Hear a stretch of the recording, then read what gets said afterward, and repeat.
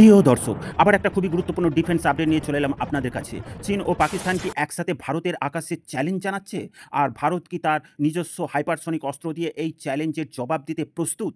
আজ জানবেন এমন এক মিসাইল সিরিজের কথা, যা শত্রু রাডার, মিসাইল সাইট, এমনকি কমান্ড সেন্টার ধ্বংস করে দিতে পারে নিমেষের মধ্যে। তাও পারফেক্ট টেকনোলজির মাধ্যমে, সঠিক অ্যাকিউরেসি ও ইন্টেন্সিটির সাথে, ব্যাপক তীব্রতায়, সেটিও আবার হাজার কিলোমিটার দূর থেকে, ভারতের মাটি থেকেই।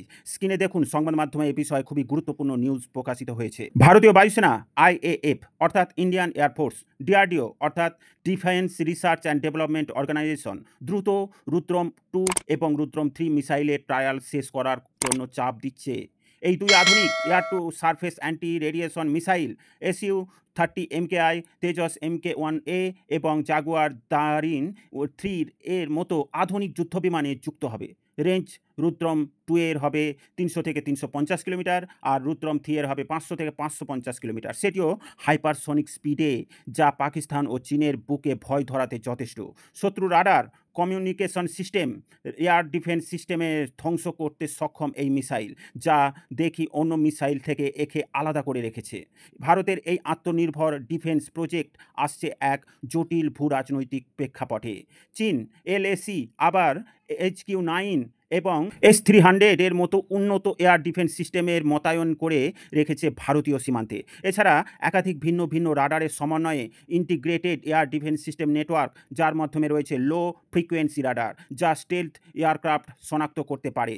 রুদ্রম সিরিজ এই প্রতিরক্ষা ভেদ করে গভীরে আঘাত আনতে পারবে, যা ভেবেছিল এই মিসাইলকে ভয় পেতে শুরু করেছে চীন। এদিকে পাকিস্তানও চীনা বানানো সারফেস টু এয়ার মিসাইল কিনতে তৎপর হয়ে উঠেছে। এছাড়াও সীমান্ত এলাকায় এয়ার ডিফেন্স জোরদার করতে হবে পাকিস্তানকে, নইলে ভারতের এয়ার ডমিনেন্ট পাকিস্তানকে সম্পূর্ণ গ্রাস করবে। রুদ্রমের স্ট্যান্ড অফ স্ট্রাইক ক্ষমতা পাকিস্তানের জন্য বড় উদ্বেগ। মার্কিন যুক্তরাষ্ট্র ও পশ্চিমা দেশগুলোর ভারতের আত্মনির্ভর অস্ত্র নির্মাণকে আঞ্চলিক স্থিতিশীলতার জন্য গুরুত্বপূর্ণ মনে করছে।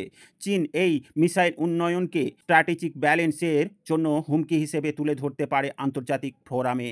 রাশিয়া ভারতের প্রযুক্তিগত অগ্রগতিকে সমর্থন করলেও প্রতিযোগিতার প্রস্তুত থাকবে সব ক্ষেত্রে, এটা স্বাভাবিক। রুদ্রম 2 এবং 3 হচ্ছে ডিআরডিওর ইন্ডিজিনিয়াস ডেভেলপমেন্ট ক্ষেপণাস্ত্র। বিদেশি নির্ভরতা কমিয়ে দিচ্ছে ভারতের স্বদেশি ডিফেন্স উৎপাদন। ভারতীয় ইঞ্জিনিয়ারিং ও প্রতিরক্ষা শিল্পকে আরও শক্তিশালী করছে ভারত সরকার, এবং ভারতীয় অস্ত্র বিদেশে রপ্তানিও করছে ব্যাপক পরিমাণে। এমকা আসা পর্যন্ত জাগুয়ার 3 ও অন্যান্য প্ল্যাটফর্মে দারিন কার্যকর রেখে ক্ষমতার ভারসাম্যকে নিয়ন্ত্রণ করতে চায় ভারত। এই মিসাইলগুলো যুক্ত হলে আইএএফ এর ক্ষমতা বৃদ্ধি পাবে ব্যাপক পরিমাণে। অতি সহজেই শত্রু রাডার নেটওয়ার্ক বন্ধ করতে পারবে রুদ্রম মিসাইলের স্ট্রাইকের মাধ্যমে। হাই ভ্যালু টার্গেট ধ্বংস করে শত্রুর যুদ্ধ ক্ষমতা ভেঙে দিতে পারবে এই মিসাইল, এবং এর ধ্বংসাত্মক ক্ষমতা, এর অ্যাটাক রেঞ্জ যেমন হাই, তেমনি এর অ্যাকিউরেসি এবং ইন্টেন্সিটি যথেষ্ট পারফেক্ট।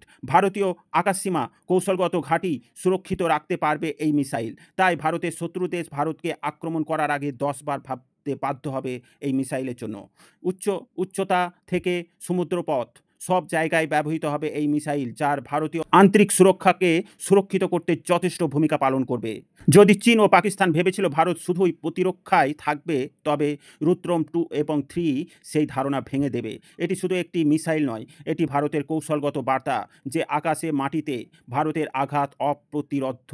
প্রিয় দর্শক, সম্পূর্ণ ভিডিও সম্বন্ধে আপনার ব্যক্তিগত মতামত অবশ্যই কমেন্টের মাধ্যমে জানাবেন, এবং ভিডিও ভালো লাগলে লাইক ও শেয়ার করবেন। ডিফেন্স, ফরেন পলিসি ও জিও পলিটিক্স রিলেটেড খবর পেতে এই গ্লোবাল নলেজ বাংলা চ্যানেলটিকে সাবস্ক্রাইব করে আমাদের সাথে জুড়ে থাকুন। সকলকে জানাই আন্তরিক ধন্যবাদ।